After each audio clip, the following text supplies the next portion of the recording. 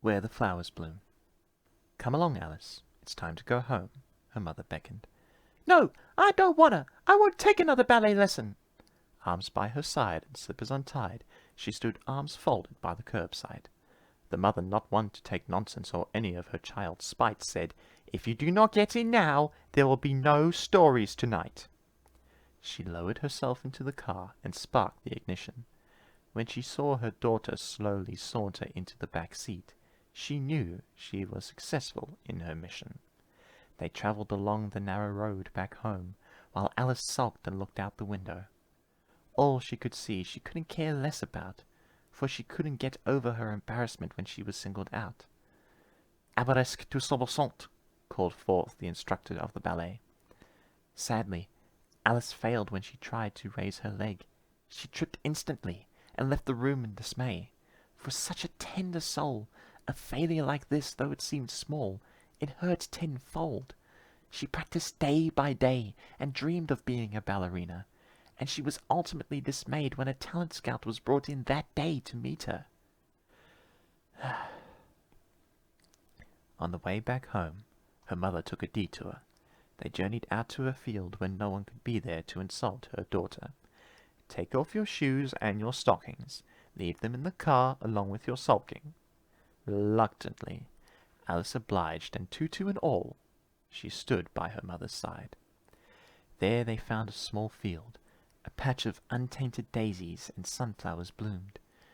"Do you know why I brought you here, Alice?" her mother called, as Alice just wished she was back in her room. "Look at how tall the sunflowers grow, and the daisies that surround them. Though each of them are different, their unique foliage is what astounds both of them. The sunflowers simply smile to the people that drive by. Nobody notices them. This only makes them want to cry. They look down and see the daisies. Though not as tall and remain very small, they frolic and fumble their way around the sunflowers, hoping they can bring some joy to them all. Some remain as bulbs, and have not yet bloomed. This right now is how I see you. You are small right now, and you are trying very hard to shine. You cannot be bitter if you fail. Give it another try. Give it time. Even if you don't make a sunflower smile, you will definitely fill the sky with pride. My little Alice, this is one of the times where you don't need to hide. Let your light shine." Her mother slowly adopted the positions Alice was given, and pulled faces to make it seem like she was the reason ballet was a thing. Alice's frown became a chuckle as her mother then tagged her. "You're it!" she yelled as she hustled.